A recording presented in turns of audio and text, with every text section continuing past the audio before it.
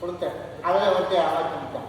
அப்படித்தானே நம்ம நினச்சது போல பக்கத்தில் நமக்கு ஒரு சில வேலைப்பாடு பண்ணி வச்சுருக்கணும் அப்படின்னு ஓடி போய் பார்த்தோம்.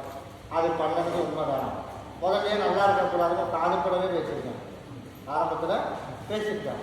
அதனால் உனக்கு முழுசும் சரி பண்ணி கொடுத்து, உனக்கு திருமண தடை இல்லாமல் உனக்கு அதையும் சரி பண்ணி கொடுத்து, எல்லாரும் போல உனக்கு தொழிலும் அமைச்சு கொடுத்தா போதுமா? போய் காலை கொடுத்தோம். சரிப்பா, லோன் ஒன்று ஏற்பாடு பண்ணிட்டு இருக்கோம், அதுவும் எனக்கு சீக்கிரம் அமையணும், அதே மாதிரி பொண்ணும் அமையணும். அப்படியிடமான அதே போல் உங்களுக்கு ரெண்டுமே அமைச்சு கொடுத்தோம். அப்படி அமைச்சா போதுமா? கிட்டவா எனக்கு பௌர்ணமிக்கு வரணும், வந்துட்டு போ. தொழில் நல்லபடியாக அமைச்சு கொடுத்துட்டு போவேன். பொண்ணுக்கு மட்டும் டைம் கொடுக்குறேன், அந்த டைமுக்குள்ள எனக்கு சீக்கிரமாக அமைச்சு கொடுத்தோம். இந்தா இது நீ பகுதி சாப்பிட்டு தேய்ச்சி குடி.